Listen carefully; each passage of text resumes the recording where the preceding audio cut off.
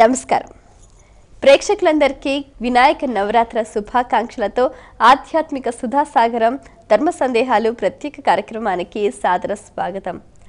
అకించనార్తి మార్చనం చిరంతనోక్తి భాజనం పురారి పూర్వనందనం సురారి గర్వచర్వనం ప్రపంచనాశ భీషణం ధనుంజయాది భూషణం కపోల దానవారణం భజే పురాణ వారణం అంటూ ఆ గణపతిని ఎన్నో రకాలుగా ఎన్నో విధాలుగా స్తుతిస్తూ ఈ వినాయక నవరాత్రులలో ఊరు వాడ ప్రతి వీధి ప్రతి ఇల్లు కూడా గణపతిమయంగా కనిపిస్తుంది. ఎవరి నోట విన్నా ఎవరి మాటలో విన్నా అంతా ఆ స్వామి నామస్మరణే మనకంతా కనిపిస్తూ ఉంటుంది.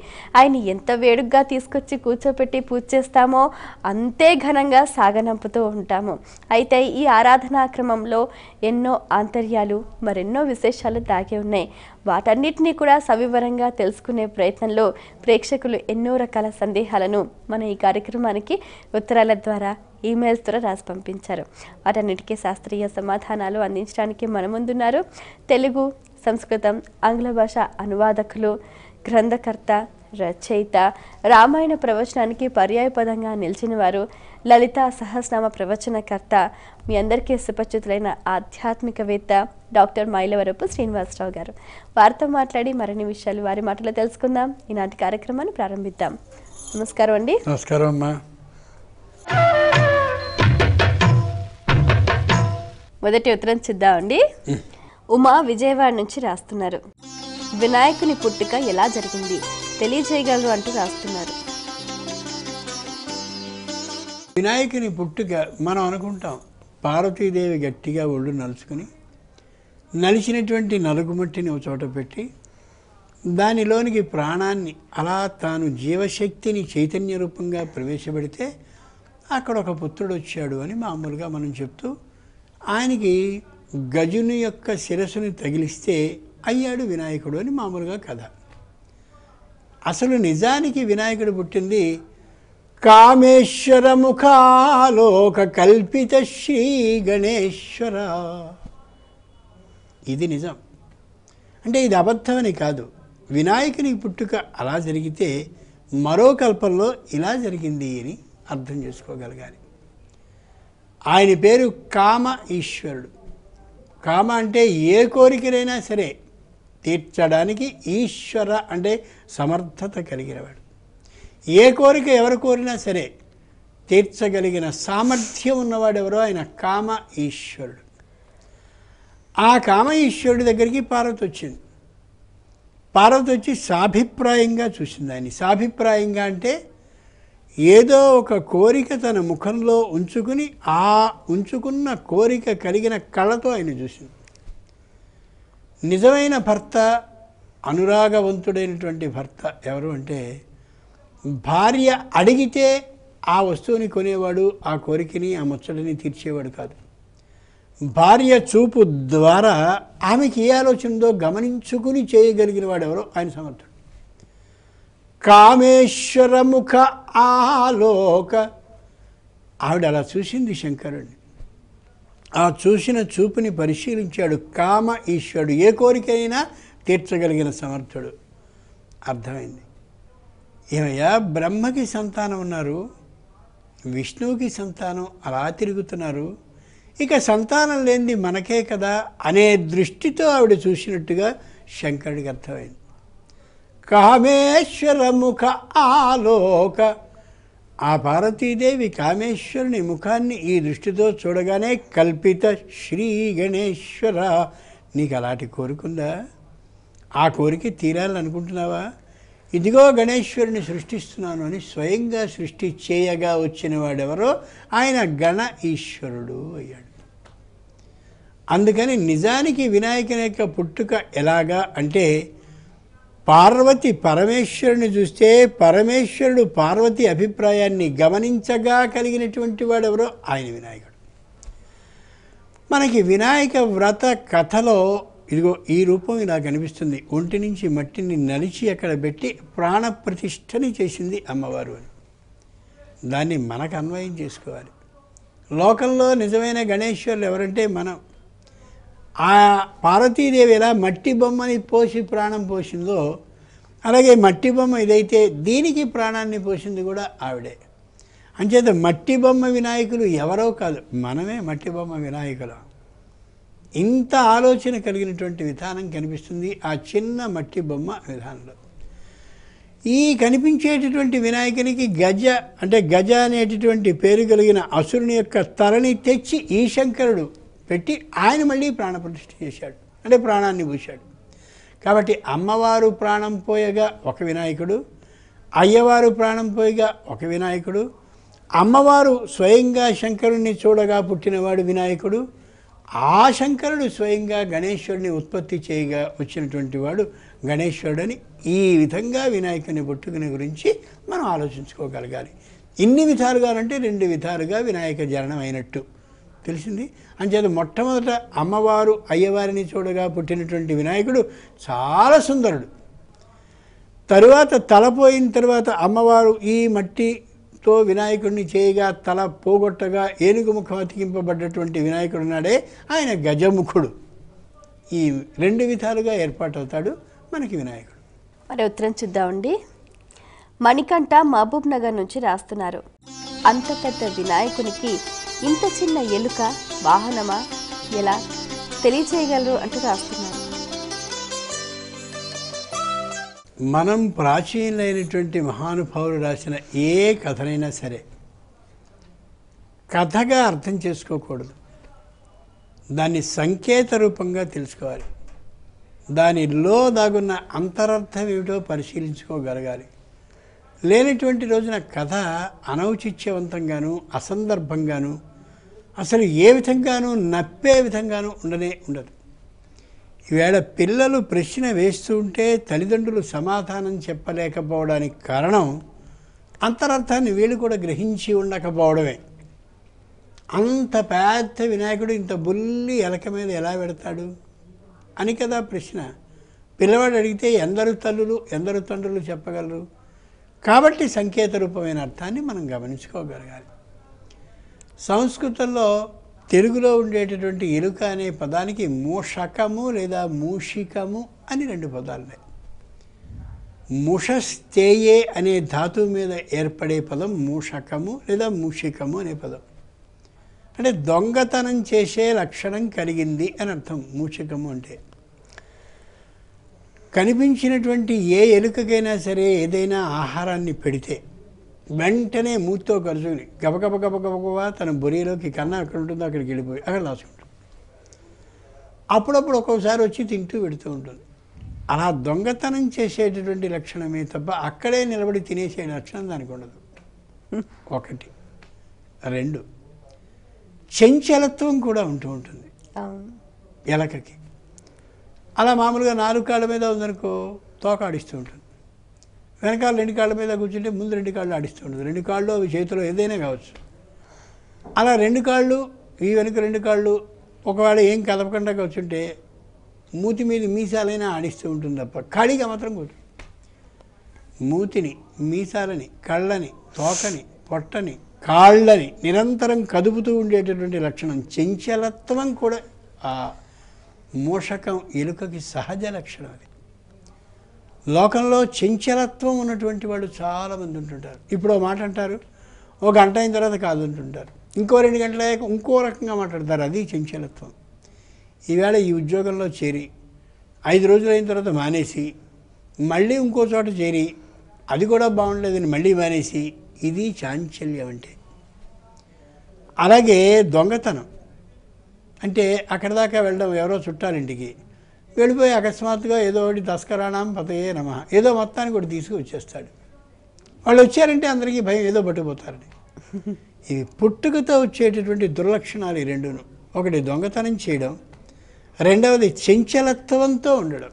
చాలామందిని మనం చూస్తూ ఉంటాం, ఎప్పటికప్పుడు ఉద్యోగాల్ని మానేసి వెతుక్కుంటున్నానండి ఉద్యోగం అంటూ ఉంటారు.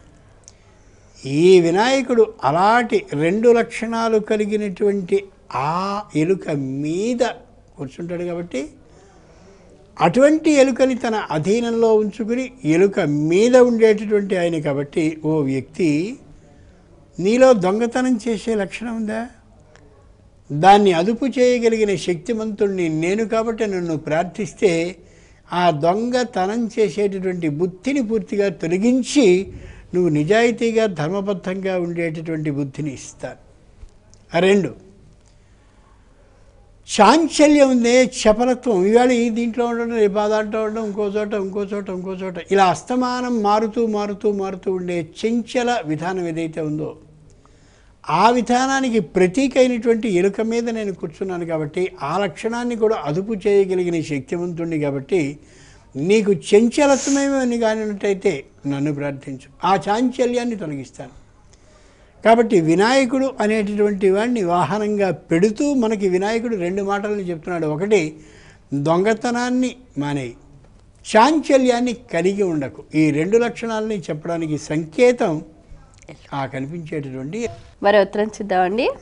శ్రీకాకుళం నుంచి రమ్య రాస్తున్నారు. వినాయకుడికి ఏకదంతుడనే పేరు ఎలా వచ్చింది తెలియజేయగలరు అంటూ రాస్తున్నారు. ఏకదంతం చతుర్హస్తం పాశం అంకుశధారిణం. సహజంగా ఏ గజానికైనా ఏనుకైనా రెండు దంతాలు ఉండడం కనిపిస్తూ ఉంటుంది. ఈయన ఒకే ఒక దంతం కలిగిన వానిగా కనిపిస్తాడు. తుండము ఏకదంతమును కదా పద్యం. ఎలా వచ్చింది? వ్యాసో నారాయణో హరిహి. ఏ నారాయణుడు ఉన్నాడో శ్రీహరి, ఆయన వ్యాసునిగా అవతరించి భారత కథ మొత్తాన్ని ఆ బుద్ధిలో ఉంచుకుని దీన్ని కలియుగంలో ఉండేటటువంటి ప్రజలకి ఎలా అందించాలా అని ఆలోచించాడు. ఆయన ఆలోచించి నేను ఈ భారతాన్ని అలా కావ్య రూపంగా, శ్లోకాల రూపంగా అలా ఆశువుగా చెప్పుకుపోతుంటే నేను చెప్పేటటువంటి ఈ కవిత్వాన్ని అక్షరాలుగా అలా రాయగలిగిన శక్తివంతుడెవరు అని ఒక క్షణం ఆలోచించాడు. ఆలోచిస్తే వెంటనే తట్టల బుద్ధికి ఆయనకి. బ్రహ్మని ప్రార్థిస్తే బ్రహ్మ ప్రత్యక్షమై, నువ్వు ఇలా ఆలోచిస్తున్నావు కదా, నువ్వు ఎంత వేగంగా కవిత్వాన్ని చెప్తే అంత వేగంగానూ రాయగలిగినటువంటి మహానుభావుడు, సర్వ విద్యలకి అధిష్టాత వినాయకుడున్నాడు అని సూచించాడు. అలాగా అయితే సరే అని చెప్పి వినాయకుడిని ప్రార్థించాడు. శ్రీహరి స్వరూపం వ్యాసుడు అంటున్నారు కదా, వ్యాసుడికి ఆ మాత్రం తెలియదా, ఏమిటి కథ, ఏమిటి నాటకం అనుకుంటారు. అంతటి శ్రీహరి ఇక్కడ వ్యాసునిగా లోకంలో జన్మించాడు కాబట్టి మానవ సహజమైన పద్ధతిలోనే ఆయన ప్రవర్తించి తీరాలి, అంతే తప్ప ఆయనకి తెలియక కాదు. సరే, వినాయకుడి ప్రత్యక్షమై ఏం కావాలి వ్యాస మహర్షి అన్నాడు. ఏం లేదు, భారత కథ మొత్తాన్ని నేను నా బుద్ధిలో సిద్ధం చేసుకున్నాను. ఏ పర్వం ఎంతవరకు ఉండాలో, ఏ కథలో ఎంతవరకు ఆ పర్వం ముగిసిపోవాలో ఇవన్నీ నిర్ణయించుకున్నాను. కానీ నేను కవితని ధారారూపంగా అలా చెప్పేస్తుంటే కవిత్వాన్ని రాయగలిగిన వాడు ఎవరు అని అడిగితే బ్రహ్మ నిన్ను సూచించాడు కాబట్టి నేను కవిత్వాన్ని చెప్తూ ఉంటే నువ్వు రాయి. వినాయకుడు ఆలోచించాడు. విద్యలకి అధిష్టాతని, సంగీతాన్ని ఆపోషణ పట్టినవాడిని, లోకమంతా కీర్తించేటటువంటి ఖ్యాతి కలిగిన వాడిని ఆయన చెప్తుంటే నేను రాయాలా అని అవమానంగా భావించి సర్వజ్ఞోపి గణేశో యత్ క్షణమాస్తే విచారయన్, ఓ క్షణం మౌనంగా ఉండిపోయాడు. ఈ లోపల వ్యాసుడు ఆలోచించి ఏమిటి కాదంటా, ఏమిటి ఈయన కాకపోతే ఇంకోటిని ఎవరిని వెతుక్కోవాలి, కష్టమే, ఈయన ఆలోచనలో పడ్డాడు అని కొద్దిగా మానసికంగా ఆందోళన చెందాడు వ్యాసుడు.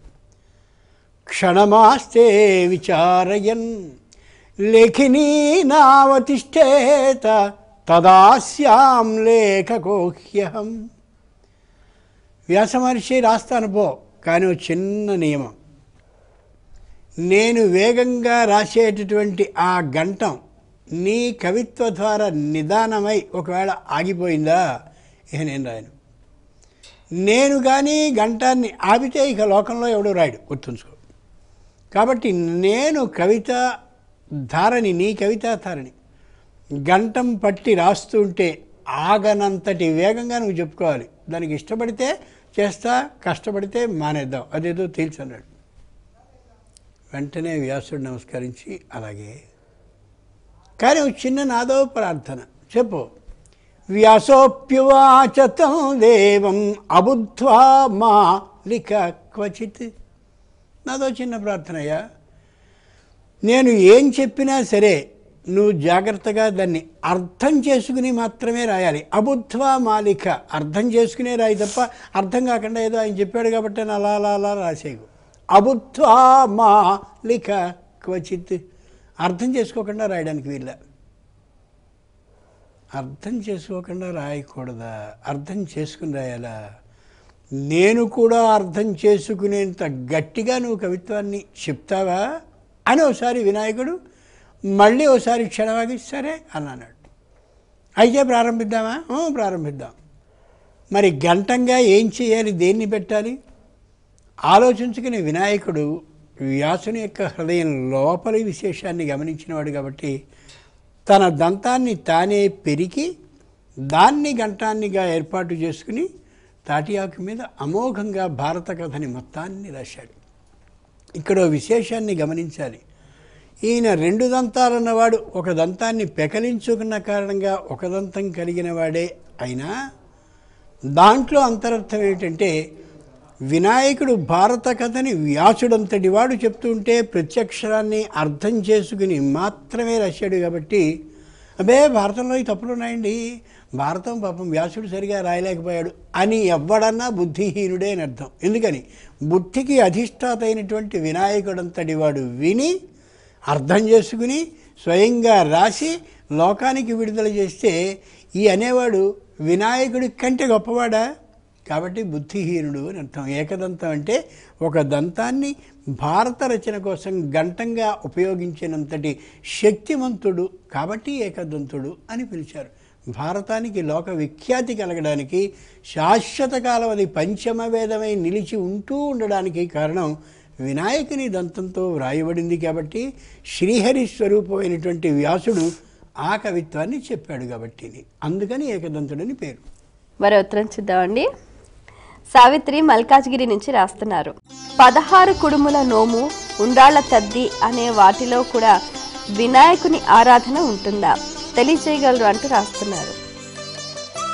భాద్రపద మాసంలో శుద్ధ తదియ అంటే వెనుక అమావాస్య వెళ్ళిపోయాక 3వ రోజు శుద్ధ తదియ రోజున అంటే ఇక రేపు వినాయక చవితి అనగా వచ్చేటటువంటి రోజు 16 కుడుముల నోము. కుడుము అంటే ఆవిరి మీద ఉడికేదే.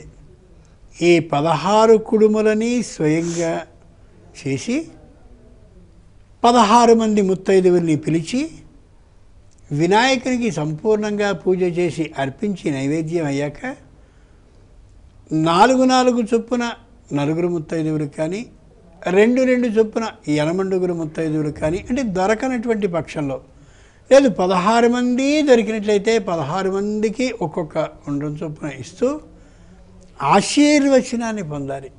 ఏ విధమైన విఘ్నము లేకుండా ఉండాలి, సంపూర్ణంగా జీవనయాత్ర హాయిగా సాగాలనే ఆశీర్వచనాన్ని అక్షతలతో పొందాలి. అది భాద్రపద శుద్ధ చవితి నాడు అవుతుంది. అది 16 కుడుములను.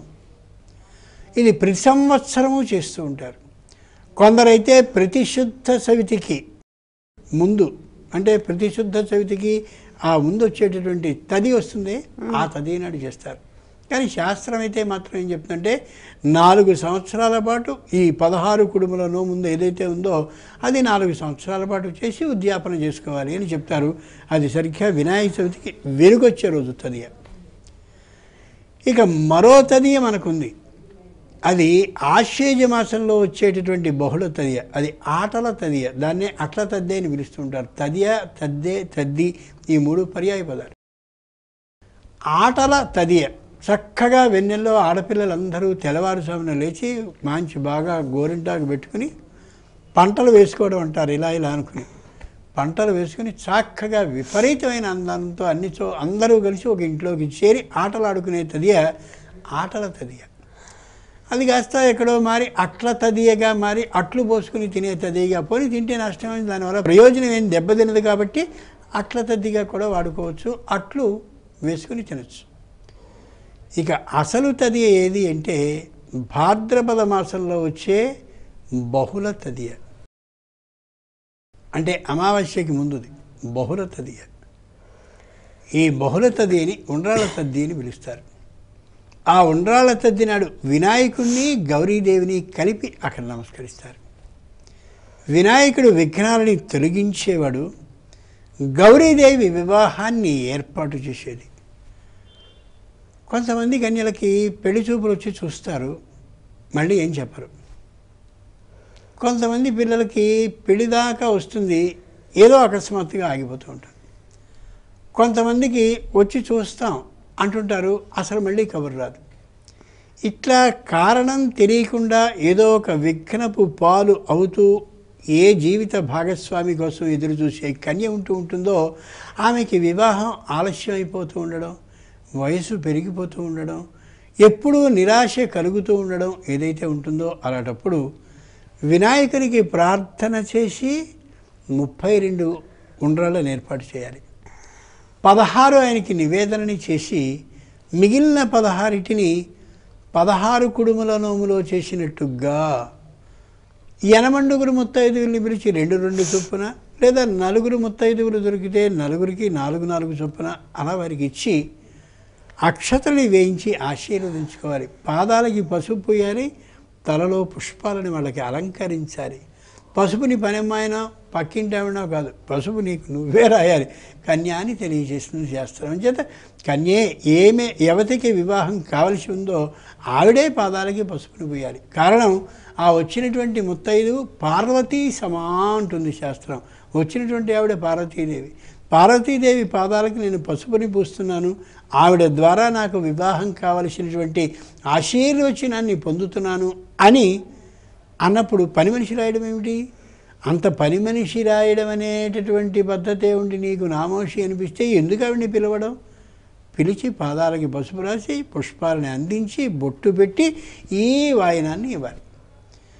16 ఉండ్రాళ్ళని ఇచ్చేసి వినాయకుడి విషయంలో, అదేవిధంగా గౌరీదేవికి స్వయంగా పక్కన గౌరీదేవి ఆవిడికి పూజను చేసి, అమ్మా నువ్వు ఏ శంకరుడు మాత్రమే నీకు భర్తగా కావాలని తపస్సు చేసుకుని సంపాదించుకున్నావో భర్తని, అలా ఆ శక్తి దాగున్నటువంటి నీకు నేను ఇక్కడ ఆరాధన చేస్తున్నాను కాబట్టి నాకు భర్తగా బ్రహ్మచేత లిఖింపబడ్డవాడు ఎక్కడున్నా సరే వాణ్ణి నీ అనుగ్రహంతో ఇక్కడికి తీసుకొచ్చి పెట్టి నాకు వివాహం అయ్యేలా చెయ్యని గౌరీదేవిని ప్రార్థిస్తూ, గౌరీదేవికి కూడా పానకాన్ని వడపప్పుని ఆవిడికి నైవేద్యం చేయాలి. కొందరు ఈ 32 చేసినటువంటి ఉండ్రాళ్ళలోనే 16 వీరికి ఇచ్చి ఆ 16లో కొన్ని అమ్మవారికి నివేదన చేసి కొన్ని మళ్ళీ మామూలుగా ఇంట్లోకి వినియోగించడం కానీ ముత్తైదువులకు ఇవ్వడం కానీ చేస్తారు. ఏం చేసినప్పటికీ కూడా వినాయకుడిని గౌరీదేవిని స్వయంగా అర్చించడం ఏదుందో అది వినాయకుని ద్వారా విఘ్నం తొలగింపు, గౌరీదేవి ద్వారా జీవిత భాగస్వామి సరైనటువంటి వాడు ఎంపికై మన దగ్గరికి వచ్చేలా చేసుకోవడం. 16 ఉండ్రాళ్ళని వినాయకుడికి ఇచ్చేస్తే మిగిలిన 16లో 8 అమ్మవారికి సమర్పించి 8 మిగిలినటువంటి ముత్తైదువులకు ఇచ్చే విధానం ఒక ప్రాంతంలో ఆచారంగా ఉంది. అలా కాకుండా 16 అమ్మవారికే ఏర్పాటు చేసి ఆ 16 ముత్తైదువులకు ఇచ్చి ఇవి కాక మరో 16 చేసుకునే సంప్రదాయం కొన్ని ప్రాంతాల్లో ఉంది. ఉండ్రాళ్ళ పంపకంలో ఉండేటటువంటి తేడాయే తప్ప పూజలో వినాయకుడిని గౌరీదేవిని ఉంచడంలో ఏమాత్రం అభిప్రాయ భేదము లేదు. ఇక అందరూ చేసేటటువంటి ప్రాచీనమైన విధానాన్ని ఆలోచించి చూస్తే ఉండ్రాళ్ళ తద్ది రోజున గోరింటాకుని రుబ్బి దాన్ని కూడా ఇంతంత ఉండ చొప్పున, అంటే చక్కగా చేతి నిండుగా 2 చేతుల నిండుగా పాదాల నిండుగా పెట్టుకోదగినంత పరిమాణంలో గోరింటాకు ముద్దని కూడా ఇంట్లో దొడ్లో పూర్వం రోజుల్లో బాదం ఆకులు ఇంకో ఆకులు ఉండేవి, ఆకులో దాన్ని జాగ్రత్తగా ఇలా మూట కట్టినట్టుగా కట్టి ఇస్తూ ఉండేవారు. అది కూడా మాంగళ్యకరమైనటువంటి చిహ్నాల్లో ఒకటి. అలా ఉండ్రాళ్ళ తద్దిని కానీ ఆచరించుకున్నట్టయితే కన్యలైనటువంటి వాళ్ళకి చక్కని జీవిత భాగస్వామి లభిస్తాడు అనేది అనుభవంలో కనిపించేటటువంటి యథార్థం. ఈ 3 తద్దులు మనకు వస్తూ ఉంటాయి. భాద్రపద శుద్ధ తద్ది ఒకటి, అలాగే భాద్రపద బహుళ తదియ ఒకటి, ఆశ్వయుజంలో కనిపించే బహుళ తదియ ఒకటి. అది 16 కుడుముల నోము చేసుకునేదైతే ఇది ఉండ్రాళ్ళ తద్ది అవుతూ ఉంటే అది ఆటల తద్ది అవుతుంది. ఈ మూడు కూడా యోగ్యమైనటువంటివి, విఘ్నాలని తొలగించేటటువంటివి, కన్యలకి వివాహాన్ని జరిపించేవి, జీవిత భాగస్వామిని సరైనటువంటి వాడిని తన వద్దకి రప్పించుకోగలిగిన శక్తిమంతమైనవి కూడా. చాలా సంతోషం అండి. మీ అమూల్యమైన సమయాన్ని కేటాయించి మా ప్రేక్షకుల ధర్మ సందేహాలకు శాస్త్రీయ సమాధానాలు అందించినందుకు ధన్యవాదాలు. ధన్యవాదాలమ్మా. వీక్షించారు కదండి, ఇది ఇవాల్టి మన ప్రత్యేక ధర్మ సందేహాలు కార్యక్రమం. మీకు కూడా ఏవైనా ఆధ్యాత్మిక ధర్మ సందేహాలు కలిగితే మా ఈ కార్యక్రమానికి మీ సందేహాల్ని క్లుప్తంగా, సూటిగా, స్పష్టంగా పోస్ట్ కార్డ్పై లేదా ఈమెయిల్స్ ద్వారా రాసి పంపించండి. మా చిరునామా ధర్మ సందేహాలు, కేర్ ఆఫ్ భక్తి TV, road number 92, Jubilee hills, Hyderabad 5,96,000. మా ఈమెయిల్ ఐడి bhakti@gmail.com. మరో కార్యక్రమంలో మీ సందేహాలు మా పండితుల సమాధానాలతో మళ్ళీ కలుద్దాం. అంతవరకు సెలవు. నమస్కారం.